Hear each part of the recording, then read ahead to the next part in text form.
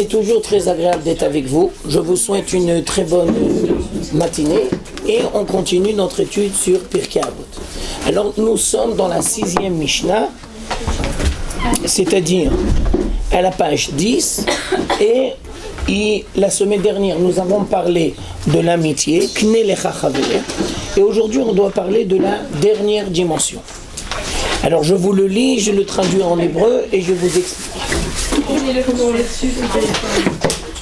Eve Dan Kol Adam Lekav Zechut. Désolé, c'est un nouveau téléphone. Non, mais ne vous inquiétez pas, c'est dernièrement.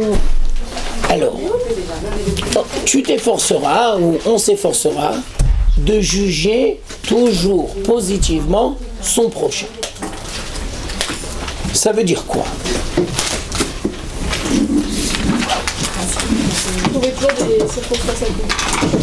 Alors, exactement. Alors, d'abord, on va essayer d'expliquer le principe. Cette Mishnah-là, elle sous-entend plusieurs principes. Alors, on va le dire. D'abord, l'homme est bon dans son essence. Oui, l'homme est bon dans son essence. L'homme a été créé par Dieu. L'homme a été créé à l'image de Dieu. Et c'est vrai que l'homme fait des erreurs. Et c'est vrai que l'homme des fois se trompe. Et c'est vrai que l'homme des fois n'est pas toujours conscient de ce qu'il fait. Mais n'empêche que nous avons toujours confiance en l'homme. Et quand Dieu a créé l'homme, il avait confiance dans l'homme. Alors nous aussi, on va toujours s'efforcer d'avoir confiance dans l'homme. Et donc, même si l'homme fait des erreurs, eh ben, on croit à la possibilité de teshuva. Et on sait qu'on peut toujours faire teshuva. Alors on n'a pas dit que c'est facile. On n'a pas dit que ça ne demande pas des efforts. Mais n'empêche que c'est toujours possible. Deuxième, chacun d'entre nous est très proche de lui-même. Et en fin de compte, chacun d'entre nous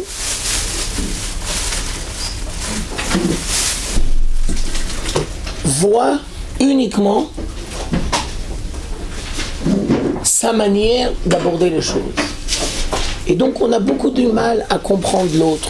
Et on a beaucoup de mal à analyser l'autre. Et chaque personne est différente.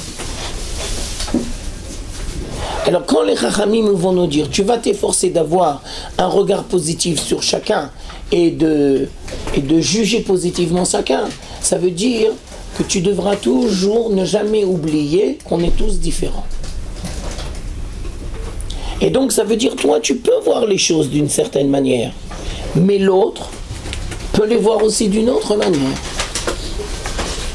Toi tu réagis aux événements d'une certaine manière, et bien n'oublie jamais que les autres y réagissent d'une autre manière.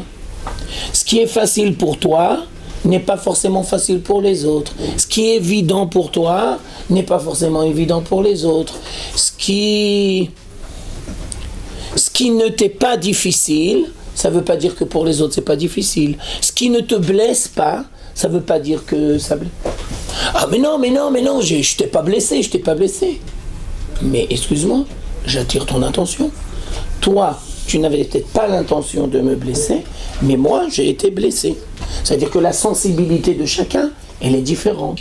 Et donc, on doit apprendre à gérer correctement les différences. Et ça, c'est pas facile. Et on fait tous des erreurs. Parce qu'on est très proche de soi-même. Et on a du mal à rentrer dans la peau de l'autre.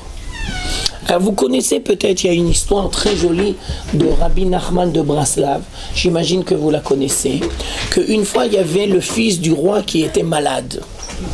Et le fils du roi, il était tellement malade qu'il se prenait pour un dindon. Exactement. Et donc on a fait venir tous les sages et tous les médecins, et ils ont été incapables d'aider le fils du roi. Jusqu'à désespérer, ils ont fait venir un juif. Un air de dire on n'a rien à perdre, alors on va faire venir le juif. Et le juif, il a eu une idée extraordinaire. Qu'est-ce qu'il a dit, le juif? Il va se mettre à sa hauteur. Il a fait mes hôtes. Première chose, le juif s'est déguisé en dindon. Et deuxièmement, le dindon, il était sous la table. Alors qu'est-ce qu'il a fait, le juif? Eh bien, il a été sous la table. Ça veut dire que le juif a compris que tu dois essayer de rentrer dans la tête de l'autre. Mais je me permets de dire que c'est très difficile, parce qu'on est tous différents.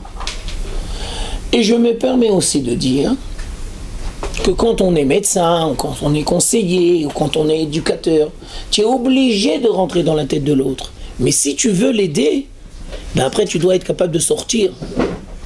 Donc tu dois d'un côté te mettre sous la table et être avec lui, et d'un autre côté tu dois essayer de tout faire pour tout doucement l'aider et le sortir de l'état dans lequel il est. Alors tu jongles. Et donc c'est pas facile, Tu peux pas donner une réponse si tu connais pas la personne qui est en face de toi.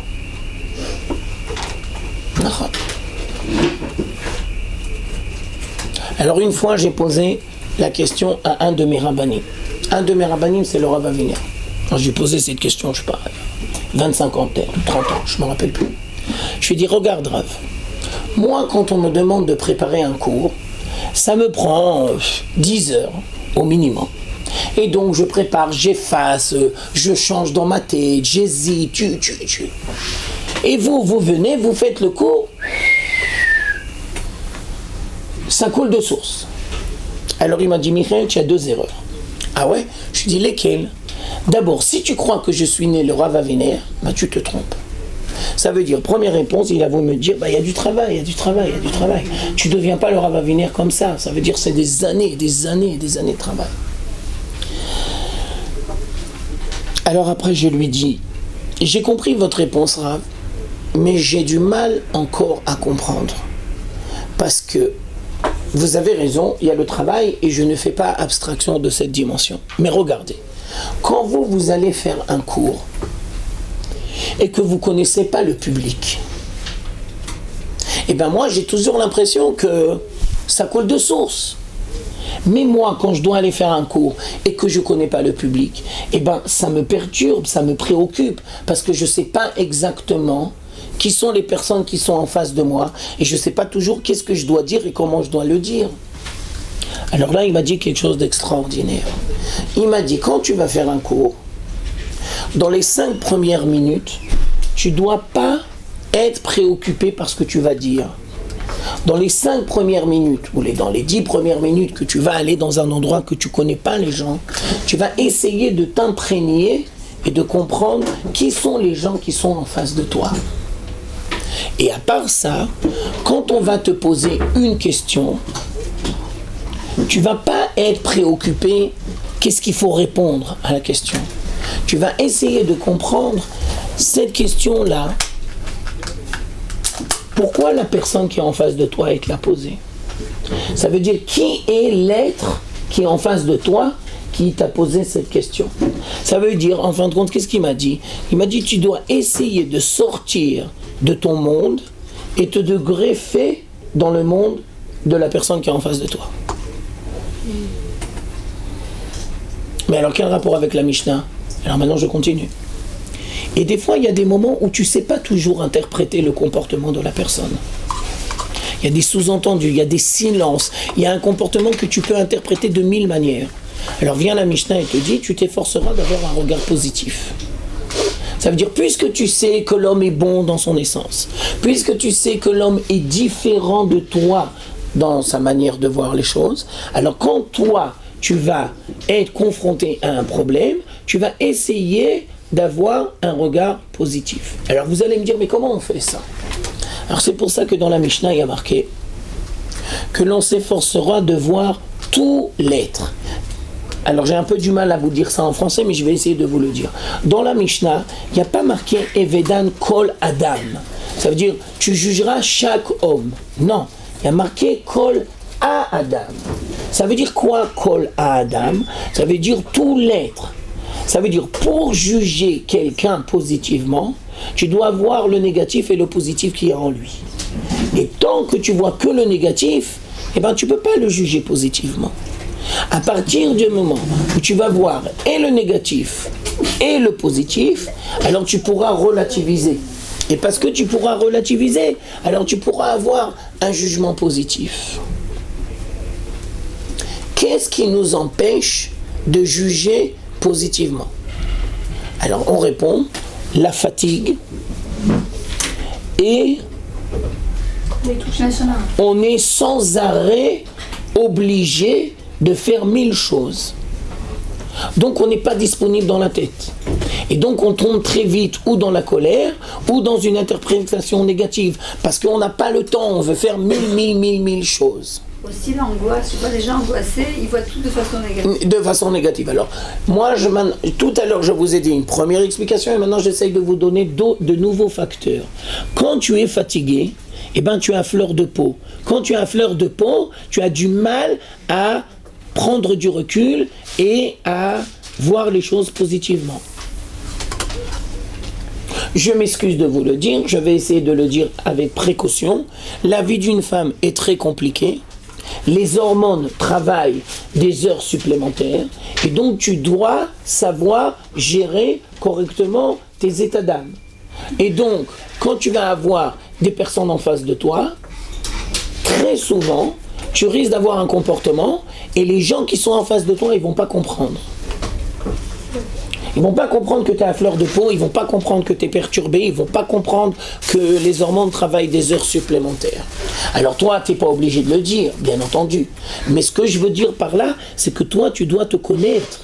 Et toi, tu dois être à l'écoute de ton corps et de ton être pour justement savoir gérer correctement. Et donc, si tu sais que tu es complètement naze, eh ben, fais-en moins. Je me permets aussi de vous dire que la perfection est un grand danger. Et on ne peut pas et on ne doit pas être parfait.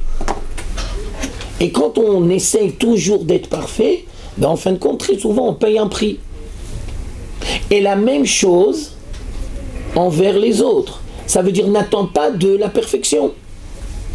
C'est relativiser.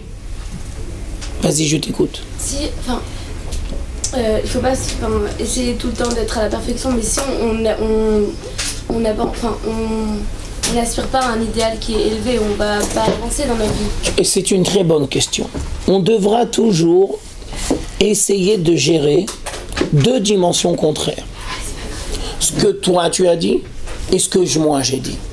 Ça veut dire, toi tu dis très justement, on doit essayer d'aspirer au meilleur. Et tu as raison. Mais on ne devra jamais oublier que c'est un long processus avec beaucoup d'étapes. Et tu ne peux pas sauter les étapes de manière arbitraire. Et tu dois tenir compte que la progression, elle se fait progressivement. Et très souvent, les gens qui sont parfaits ou perfectionnistes, ils veulent arriver tout de suite au but. Mais ils oublient qu'il y a des étapes et qu'il y a un chemin. Et donc tu ne peux pas faire ça.